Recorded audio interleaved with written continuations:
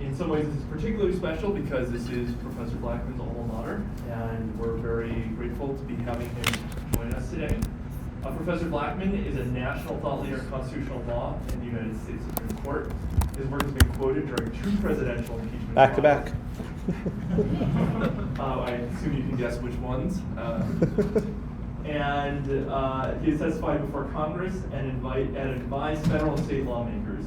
He regularly appears on TV, including NBC, CBS, ABC, Fox, and BBC. Professor Blackman is a frequent guest on NPR and other syndicated radio programs. He's published commentaries in the New York Times, the Wall Street Journal, the Washington Post, and leading national publications. Since 2012, he has served as a professor at the South Texas College of Law, Houston. He is an adjunct scholar at the Cato Institute. He has also authored 3 books. Not sure if that's included his case book, which I know many of you in this room use. Against your better judgment, perhaps. His latest is Introduction to Constitutional Law, which was a top 5 bestseller on Amazon. He's written more than 5 dozen law review articles that have been cited nearly 1,000 times. He's been selected by Forbes magazine for the 30 Under 30 in Law and Policy. Please join me in welcoming Professor Blackman back to Scalia Law. Thank you, thank you. Thank you so much. It's always a privilege to be back here at George Mason. It wasn't called Scalia Law back then, it was called George Mason, but I'm happy to call it Scalia Law. If I a personal privilege, my very first law school class was in this very room where you're all sitting. It was contracts. It was the fall of 2006 with Josh Wright. And I'll tell you just a very short story which will show you how clueless I was.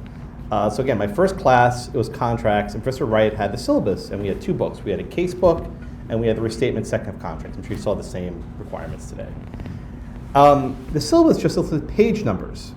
The syllabus didn't specify which book we had to read from. So no one told me, and I just took a guess at, okay, let me read from this book called The Restatement. I don't know. So for the first day of class, I read the first 25 pages of the restatement. I didn't read any of the cases. And I walk into this very room, as a class starting, it was evening class by 5:30, and I look around, and everyone has their case book open. No one has a restatement book even open. I'm like, uh-oh. And then I asked the person next to me, like, yeah, I was supposed to read the cases. This is law school, right? And I'm like, oh crap, I'm in trouble. So I emailed Josh Wright. I'm like, I'm sorry, first day of class, I am not prepared. He never replied, thankfully. And then I sing there in class, and there's some case, it's about a horse, or maybe it was a cow. I don't remember what the hell it's about. It was something about a replevin for a cow, whatever, it was some animal, right? And I'm sitting there going, what the heck is going on? And then about halfway through the class, Professor Wright asked a question. He said, okay, so what are the elements of this contract? And no one knows. I'm like, wait a minute, I got this. Because I had read the black letter law of the restatement. I'm like, boom, 1, 2, 3, 4. He's like, how did you know that? I'm like, well, restatement section, whatever. He's like, huh? So he flips, he's like, that's correct. I'm like, yes. So it was at that moment that I realized that I can do law school, and so can you, as it were. It's also a special treat to see David Burns in the back. David was my common law professor. He's been a very good friend over the years. I'm always happy to see him as well. You don't know how lucky you are to be at Mason. You have no idea. Maybe you do. I didn't know until I left. But this is a very special place. The faculty here are so far advanced from anywhere else you'll see in other schools. You're very lucky. And your community here in DC is just stunning. All right.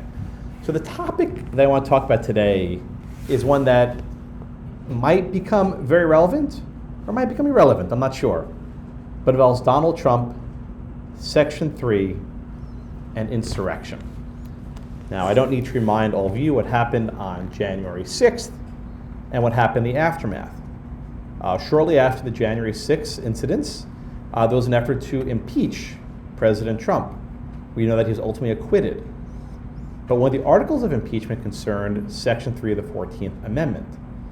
This provision was enacted in the wake of the U.S. Civil War as a way to deprive certain former Confederates of the ability to hold certain offices. Right? One of the arguments was that President Trump had engaged in insurrection by fomenting the riot on the Capitol, and as a result, he was committed an impeachable offense. And they also argued that he was disqualified from holding the office of the presidency again. Now, we can look at this from a legal perspective and a political perspective. Politically, this would be great. You knock the leading Republican candidate out of the election, right? That's just really simple. But legally, this is a very hard question.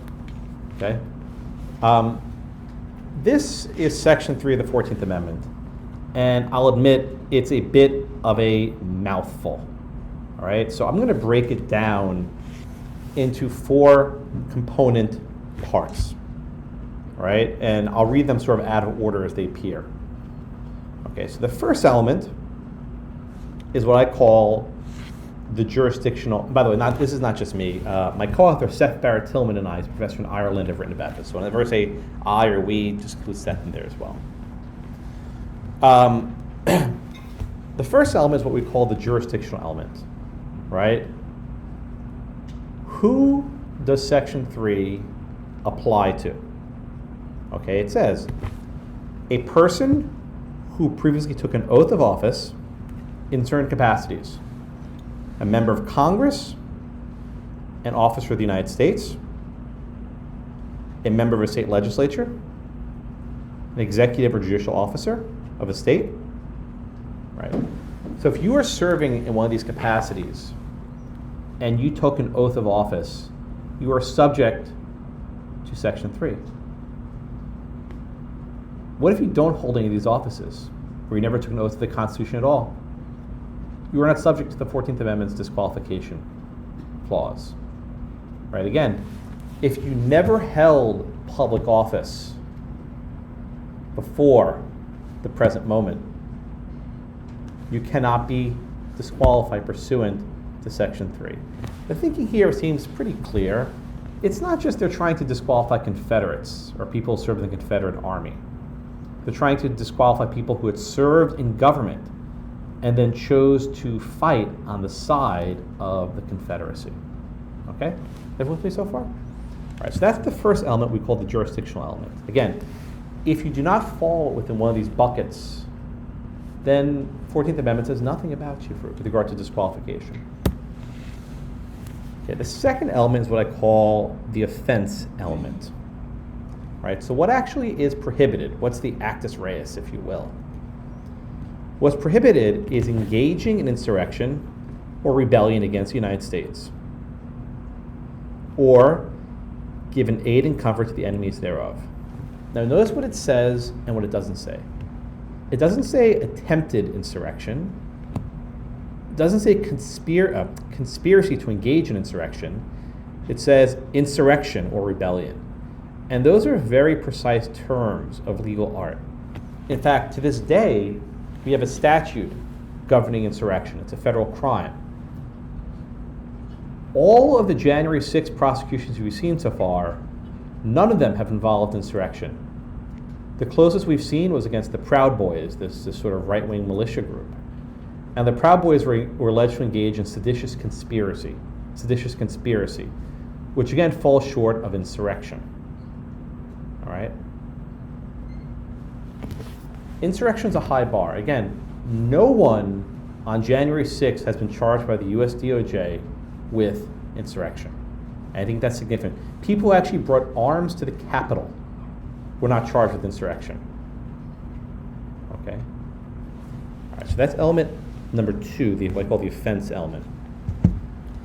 Okay, now this is element number 3, what I call the disqualification element. So let's say that you're covered by Section 3, that is, you're under the jurisdictional element. And let's say that you actually engaged in insurrection, that is, you satisfy the offense element. What happens to you? What's the consequence? Well, the consequence is disqualification. A person who, again, was subject to the jurisdictional element and engaged in insurrection shall be a senator or representative in Congress. You can't be a senator. You can't be a representative. You also can't be a presidential elector, that is, serve in the Electoral College. You can't hold any office, civil, military, under the United States or under any state. Okay? I want to just focus on this language for a minute. The jurisdictional element, right, uses the phrase officer of the United States. Officer of the United States. You know that phrase. That appears in the Appointments Clause and elsewhere. So again, this one uses officer of the United States. The disqualification element uses different language. Office under the United States. So again, officer of the United States on the one hand, and office under the United States on the other hand. I think I'll prove to you at the end of this lecture, maybe I'll fail, that these are distinct terms. That when you use different language in the same sentence, it probably means something different. But we can just table that issue for now. But notice what position is not listed here. It lists senators, it lists representatives, it does not list the president. The president is not listed as a position that shall be disqualified, right? That you cannot become president. Likewise here, who's listed? Member of Congress, officer of the United States, but the president is not expressly enumerated.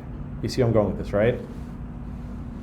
All right, so then we get to the fourth element, which doesn't really have much bearing today, but it did a lot after the Civil War.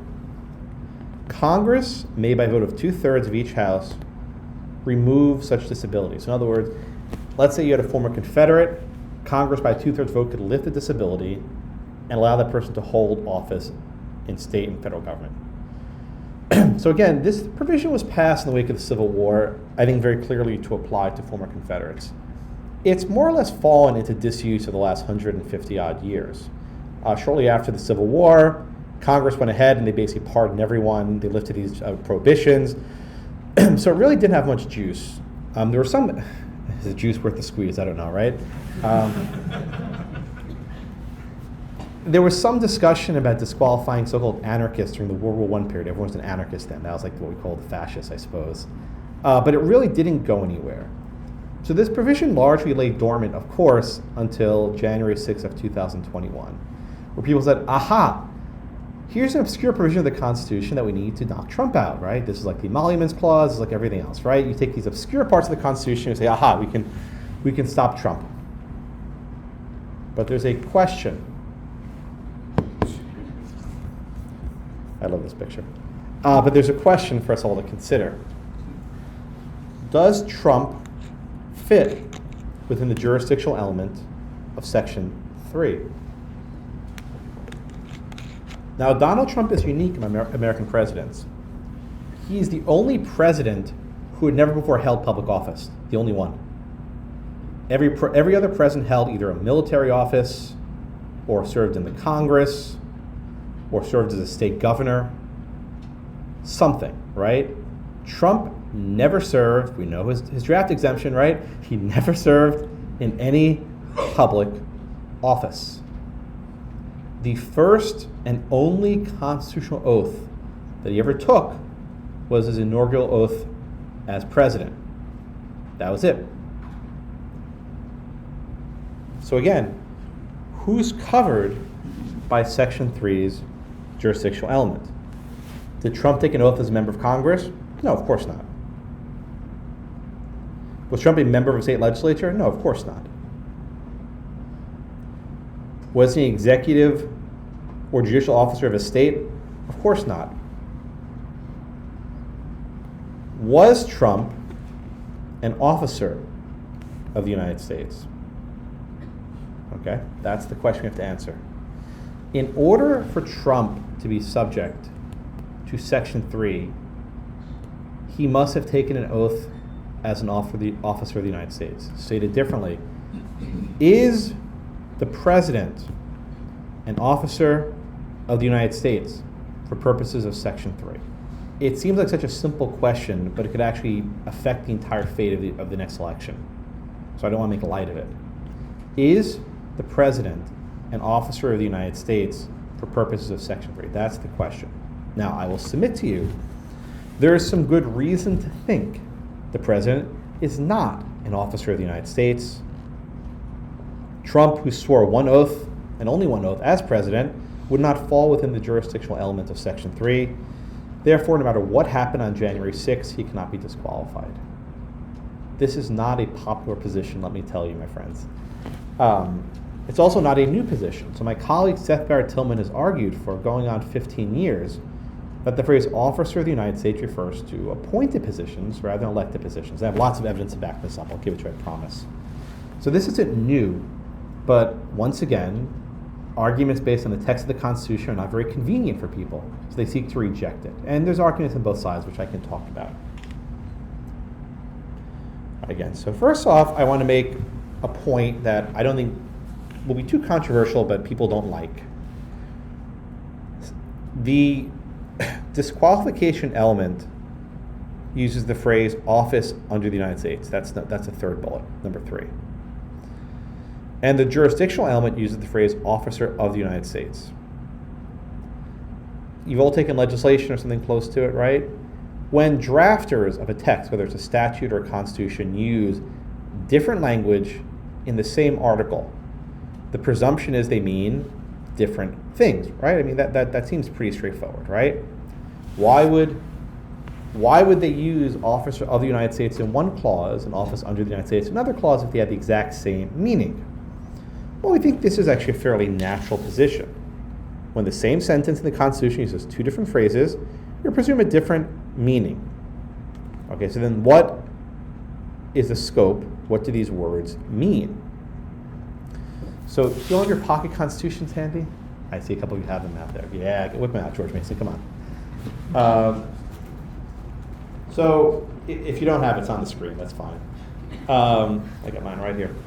So if you go to Article 6 of the Constitution, it's in there, I promise. And you go down to the last paragraph. And you see 2 clauses back to back, which maybe you've never read before, but you're reading them now, I'm sorry. The first is what's known as the Oath or Affirmation Clause. And it says the senators and representatives before mentioned, and the members of the several state legislatures and all executive and judicial officers, both of the United States and the several states, will be bound by oath or affirmation to support this Constitution. So what do we see there?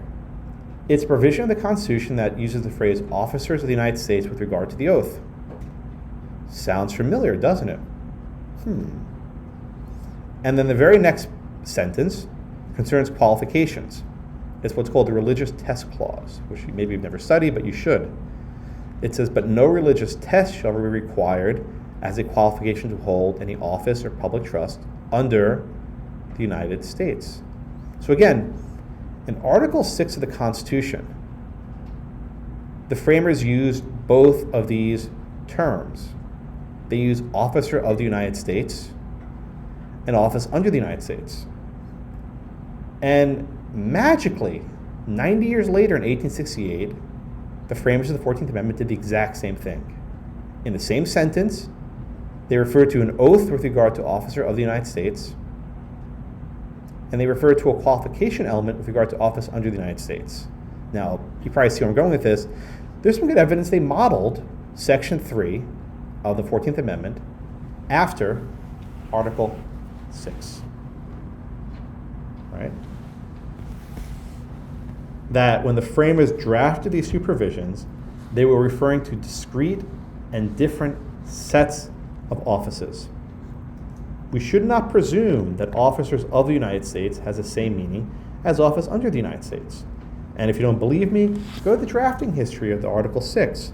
The language was specifically changed here, right? Where originally, in the religious test clause, the phrase was office under the authority of the United States. And that language was stripped out to just office under the United States. In other words, the framers made a revision to this clause, and they left in this office under language, but just one sentence earlier they left in officer of the United States, which again suggests this language had meaning. Okay? So now I want to juxtapose, if I can, side by side these 2 provisions written about 90 years apart, or it's about 80 years apart. Again, look how similar they are.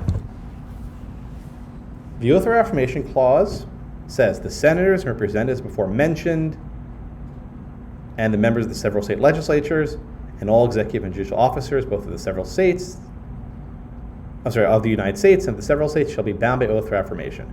Then look at the next one, right? It's really similar. They're switched with the order a little bit, but the same positions are covered. Member of Congress, check. Member of state legislature, check. Officers of the United States, check. executive or judicial officer of any state, check. It seems, I don't know, clear to me, maybe I'm crazy, that when the framers of the 14th Amendment were drafting Section 3, they modeled it on the Oath or Affirmation Clause. And that makes a lot of sense. Why? The framers were trying to connect disqualification to the oath. And how would they capture all the people taking an oath? By copying the language from the Oath or Affirmation Clause. In other words, if you were trying to get every person to take an oath to the Constitution, the best way of doing so was just to mirror what was already in Article 6. Article 6 had been established for about 80 years. People have been taking the oath for a long time. They basically use the same categories. So again, the officers of the United States listed in the Oath or Affirmation Clause should probably be understood to be the same officers of the United States in Section 3. Right? Again, people think we're crazy. I don't see how you look at these side by side and just see randomness. There was some pattern. And if you're going to ask, what about the drafting history? We don't have much. We don't have a lot of information about why they chose this language. So unfortunately, we have to be sort of like, we have to draw inferences. But I think this inference is quite reasonable to draw. All right? I'm not done yet. I got more to go. So now let's look at 3 provisions of the Constitution of 1788 and Section 3. There are 3 provisions of the Constitution of 1788 that govern qualification to hold office. Okay? That govern qualification to hold office. There's the Elector Incompatibility Clause, there's the Incompatibility Clause, and the Impeachment Disqualification Clause, right? You've probably never said any of these. That's fine. That's why I'm here. So I get paid the big bucks, right, to care about these things. No, not really, right? So the Elector Incompatibility Clause says that no senator, representative, or a person holding an office of trust or profit under the United States can be an elector, right? This one makes some sense, right? You don't want people who actually serve in Congress to be voting on the president because they can ultimately resolve various disputes about who's elected. Okay. Governors can serve as electors, right? State legislatures can serve as electors. You know, Bill Clinton votes elector for his wife, right? They're allowed to do that.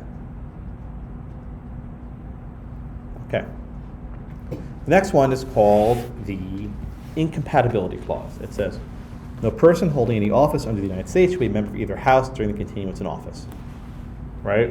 Which historically has meant that a person cannot hold an executive branch position or a judicial branch position while serving in Congress, right? So you couldn't serve as a member of Congress as a Secretary of State. That would not be allowed. Or you couldn't serve as a member of Congress and Supreme Court Justice. That would not be allowed either. You have to pick one of the offices. Okay. The Impeachment Disqualification Clause also governs qualification to hold office. After a person is impeached and convicted, at least under modern practice, the Senate can impose a disqualification. The Senate can say that you shall no longer hold any office of profit or trust under the United States. Now, the Senate's only done this 3 times ever, and they've all been against judges, and none of those judges have ever actually tried to hold other office, so it's never been tested, never been litigated. But the meaning of this clause is very open-ended. What is an office of honor, trust, or profit under the United States? Had Trump been convicted after his impeachment and he'd been disqualified, could he have served as president again? Again, our position is this phrase, office under the United States, refers to appointed positions. So Trump couldn't serve as Secretary of State, but if the people, Lord help him, vote him to office again, then he could. All right? So now we get to 1868. And I want to just link up, if you notice your little numbers, 1, 2, 2, 3, right? I want to link up the positions here. So what are the positions listed in the disqualification element? Again, number 1, senators, representatives in Congress. Number 2, offices under the United States. Number 3, presidential electors. Number 4, offices under any state. It's, again, remarkable how similar the language is between the disqualification element and these 3 other provisions from the Constitution of 1787 that govern qualification. Again, we don't have solid evidence, but I think it's a reasonable inference to draw that when the framers were drafting this part of Section 3, they looked to these older provisions, right? It's a very common drafting technique that you model your current text based on what happened before. It's very common. It's done all the time. All right, everyone with me so far? All right, good. All right. So, what's the conclusion, right? We hedge a bit here. I'm trying to be very careful when I say this. This is not a lock-solid argument, but it's also not a frivolous argument. I think we have some substantial evidence that the president is likely not an officer of the United States for purposes of Section 3. Now, why am I hedging so much? There's no judicial authority. Right? The courts have never weighed in directly on this question. It's never been litigated. We have no congressional precedent. This is really arguments based on text and first principles, which is not a very good place to be. But we have authority about the meaning of officer of the United States in general. Right? On that front, we have a lot of authority. Right? So again, the phrase officers of the United States is used in 4 provisions of the Constitution, which I'm sure you study in common law with Professor Bernstein or otherwise. Right? The Appointments Clause, which says the president can nominate ambassadors, public ministers, blah, blah, blah, and all other officers of the United States. I'll jump ahead briefly. In Free Enterprise Fund versus PCAOB, the Chief Justice said, with no one disputing it, the people do not vote for officers of the United States.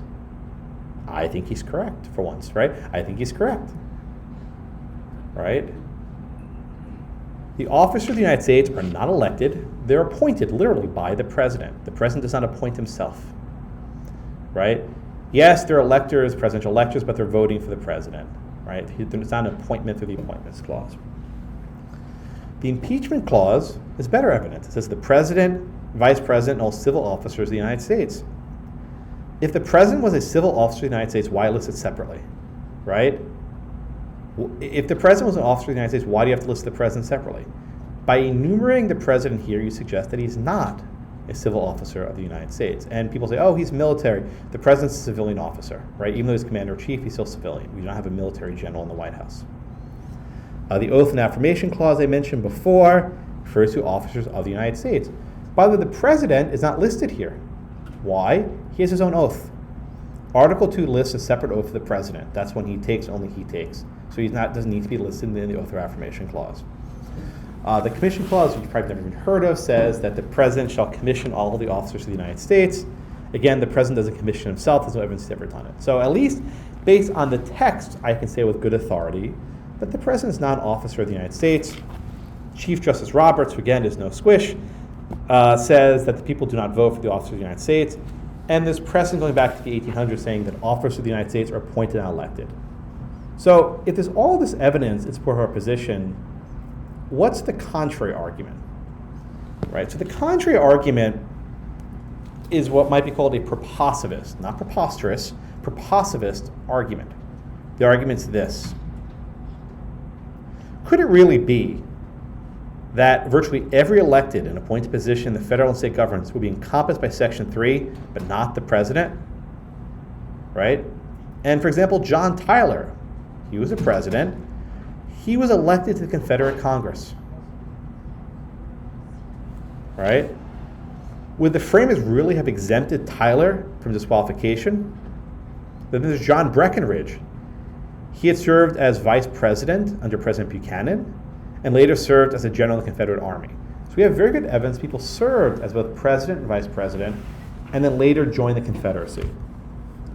Now, there's a pragmatic response, which you may not like, but I'll give it to you. By the time the 14th Amendment was ratified, there were no living presidents that supported the Confederacy. Tyler was dead. Also, Tyler served as senator, so he was subject to it expressly. Jefferson Davis was a senator, so he's subject to it expressly. Okay? There were 0 former living presidents who would not otherwise fit with the express language used in the jurisdictional element. So this was not a legitimate concern. But I do take the point that why is every provision listed but except the president? And, you know, this is an argument people don't like, but I'll give it anyway. The Constitution ain't perfect, right? Often the language you choose forecloses certain options. Here it seems they followed the language of the Oath or Affirmation Clause and the Impeachment Disqualification Clause, which does not mention the president. And maybe perhaps it was unthinkable that a person like Abraham Lincoln could ever be disqualified. Maybe that just was never on their minds. Maybe Johnson would be, I don't know. But not every bad result is barred by the Constitution. This is something I had to remind my students for 4 years of Trump. Right? Not every bad thing is unconstitutional. Not every good thing is constitutional. It's a good thing to keep yourself in check. So how can Trump be disqualified? Let me just give you guys a prediction. It's going to be chaos. If Trump, as with everything Trump, right, once he's perp walk tomorrow, he's walking down the street in New York, right? If Trump actually gets the Republican nomination, or he runs as an independent, Lord help us, right? We'll have 51 imperfect solutions with regard to disqualification, right? Every state has a very elaborate and balkanized method of election protocols. So in some states, there's a state election board, there might be a county election board, there might be a city election board. Every single election official can decide for himself whether to put Trump on the ballot. Lawsuits will be filed, I'm not joking, across the country, in every single precinct, in every single district, barring Trump from being added to the ballot. And of course, there are appeals to the court systems, the state courts. So you have appeals simultaneously in 50 court systems concerning the issue of whether Trump is disqualified. In other cases, you might have a board of elections that might strike Trump's ballot sua sponte. They don't even wait for a motion. They'll say, all right, Trump, you're out, right? You're disqualified. They'll just do it on their own. They won't even take any evidence. I would think that'd be very problematic if they tried to do that, right? The disenfranchisement issues, among others, right? Another possibility, which won't happen, is that Congress can intervene. A lot of law professors have argued that Congress should pass a joint resolution to disqualify Trump. Given that we have a divided Congress, I see that just will not happen. They could have done it before, but that wasn't their priority. But one way or the other, the issue will have to get to the Supreme Court real quick. It's unsustainable to have 50 different state Supreme Courts resolving the issue of Trump's insurrection, right? It's just not humanly possible to do that. And of course, the justices of the court will have to decide this in short order. Now, if I could offer a menu of sorts of issues for the court to think about. The first question, the most important question, forget insurrection, right? Does Trump fit within the jurisdictional element? That is, was he an officer of the United States? If the answer is no, the game's over. Case dismissed. Trump's on the ballot, right? So the argument that we're putting forward is perhaps the cleanest possible way of resolving this, right? It's not fact-bound, it's a legal question. Is the president an officer of the United States? Yes or no? And I think there's some good evidence that he's not, and I can see the court going along with this, but what do I know? All right, but let's say if the court disagrees with me and Seth. Then you have to get to the really dirty issue. Does Trump's conduct fit within the offense element? In other words, did he engage in insurrection? This is a very fact-bound question that will be based on a lot of evidence that perhaps isn't even in public. The Supreme Court, I humbly submit, is not able to resolve a fact-based question on an expedited basis, even if there are trial court records from various state courts. So I think there are very strong incentives to not reach the merits question. I guess the court can rule that no, there was no insurrection. Most was maybe an attempted insurrection. There was no actual insurrection. So then the case is dismissed. But let's say against all better judgment, the Supreme Court says, yes, there was an insurrection. Then we get to the third question. Right, the third question. Does the disqualification element extend to the presidency? In other words, is the president in office under the United States? Now, if you notice, I've been actually very careful not to address that question so far. Seth and I think that in the Constitution of 1787, the president was not in office under the United States. We've argued that the Foreign Emoluments Clause uses that language. The president was not subject to the Foreign Emoluments Clause. But we are not so certain in 1868 due to a concept known as linguistic drift. Linguistic drift, what is that? The meaning of words can change over time. Give you an easy example, domestic violence, right? If you go to the Constitution, it speaks of domestic violence in terms of insurrection and the like. Today we think of domestic violence as spousal battery, right? The meaning of words can change. And even if office under the United States had a meaning that was established in the 1780s, we think by the 1860s that meaning had changed, such that the elected president could have been in office under the United States. So after running through these three questions, these three elements, the Supreme Court may actually decide Trump cannot be on the ballot. And I want you to just think about that for a minute. We had Bush v. Gore when probably most of you were not even born yet, 2000, right? Just guessing, right? Sorry, it's a weird part of my job where I get older and you all say the same age as far as I was 24 here once also when I was sitting in your seats. In Bush v. Gore, the Supreme Court halted a recount of the Florida electoral votes, the Florida votes in certain districts. And people said that the Supreme Court was picking the president. I think that's always an exaggeration because it was just a small swath of votes in a small county, but it was dispositive of which way the national vote tally went. If any court, whether the Supreme Court or state Supreme Court, rules that the leading Republican candidate cannot be on the ballot, it will be ugly. You want to talk about a stolen election? That people think that based on the technicality of a provision that was written 150 years before the Civil War, try explaining that to the random Republican voter of why they can't vote for Trump. Or worse, let's say Trump wins even despite of this. People write his name. It's very easy to spell. It's 5 letters, right? And then the Congress refused to certify the votes for Trump. It will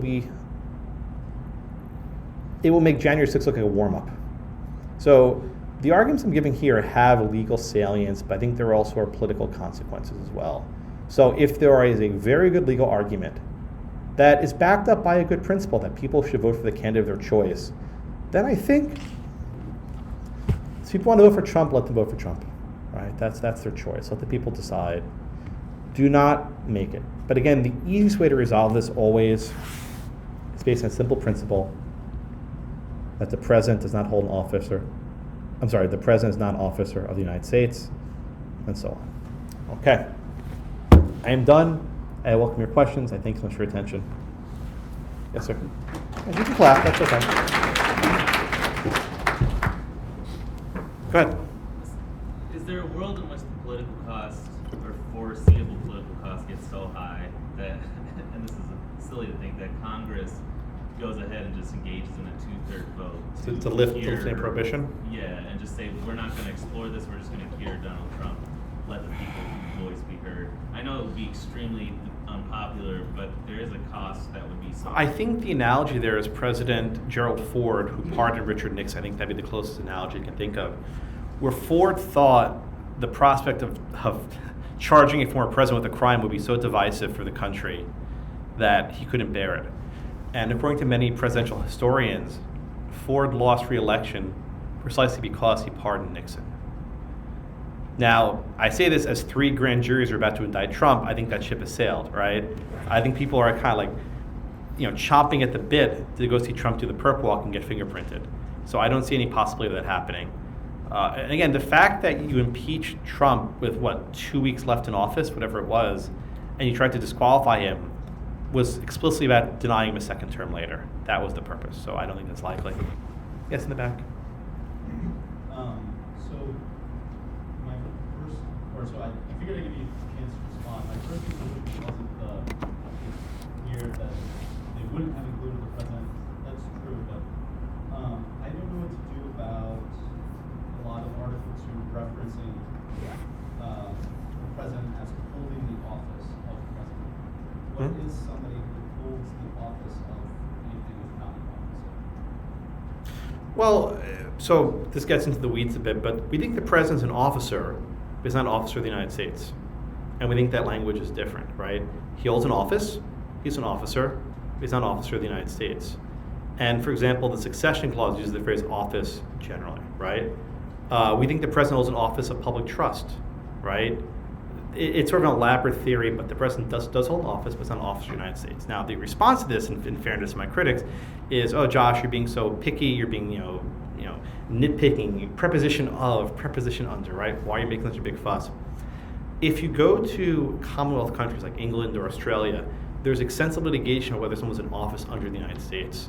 Since the 1700s, this phrase office under the crown, not under the crown, office under the crown meant someone was appointed. And if a person was elected, it cannot be an office under the crown. We've argued that the United States government sort of adopted this drafting convention to refer to offices under the United States. Now, officers of the United States was invented entirely by the Constitutional Convention in the Appointments Clause. That phrase had appeared nowhere else before. Okay? All right. Other questions? Yeah. So this is a little deviation from actual part of your discussion, but kind of related to the broader topic. If they can't get Trump for this, could a judge in one of these jurisdictions limit his ability to run as like a conditional release scenario about making that? That's such a good question. So my colleague Seth actually wrote a piece about that, and there's actually some precedent that you can't do that. The New York District Attorney actually tried that many times to actually, I think, block people who were connected with various crimes from running again. In other words, as a condition of the plea bargain, they promised never to run again. And the court said that that was a violation of the right of people to vote for the candidate of their choice. So this is not just Trump law. This is sort of long-standing precedent that you cannot do that. In other words, you can't, how do we put this? You generally, you can't surrender that right as part of a plea bargain. It will not be a valid plea. And let me put it this way. Let's say Trump signs that plea bargain and then breaches it. Do you throw him in jail? I guess you could, but probably not. I don't think it would be enforceable. Good question, though. Yeah? You seem to differentiate between participating or engaging in an insurrection and attempting an insurrection. Yes. Can you explain that differentiation? Right, so the language used in Section 3 just says engage in insurrection, right? Does insurrection have to be successful? In other words, if you attempt to have an insurrection, is that enough? In other words, if you have 3 drunk guys run to the Capitol with pitchforks, have they engaged in insurrection? Right? Now, Trump perhaps, at most, there might be maybe a conspiracy to engage in insurrection, but he never was actually present at the Capitol. He had sent out tweets, he had given speeches, and so on. Is inciting an insurrection? So I think there's actually a burden of proof problem. I don't think you can even, knowing what we know now, you could maybe accomplice insurrection, conspiracy to insurrection, so on. But I'm not sure there actually even was an insurrection. The government suspended voting for a few hours and they sort of resumed. There's not like a civil war that took 7 years to resolve. Good question, though. What other questions we got? Yes? Not a question, so just a follow-up to the same thing. It's the legal definition of insurrection that I found says that it's when a group or movement seeks to overthrow the government for the specific purpose of seizing its powers. And the insurrection refers to the movement acts to overthrow the constitutional government to take possession of its inherent powers. I don't know, that's pretty hard to. I remember the scene of January 6th when they got inside and just looked at each other. It wasn't like they started, I don't know, that seemed right? Yeah, I mean, look, is putting your feet on Nancy Pelosi's desk an insurrection? Is wearing a Viking hat and screaming at the House chamber insurrection? I mean, so Professor Rob Leiter, who I'm sure many of you know, has written on this, and he's convinced me to some degree that this was not insurrection, and Rob knows his military law better than anyone else I know. So the problem is these are not well-defined terms, right? Does this compare to the Civil War? Of course not. The Senate recessed for a few hours, right? The joint session recessed for a few hours and they resumed their business and everything went along as planned, right? People were killed and there was tragedies. I don't think there's an insurrection. But that's a fact-bound question. You can imagine 50 different state Supreme Courts can come out 50 different ways in that question. Other questions?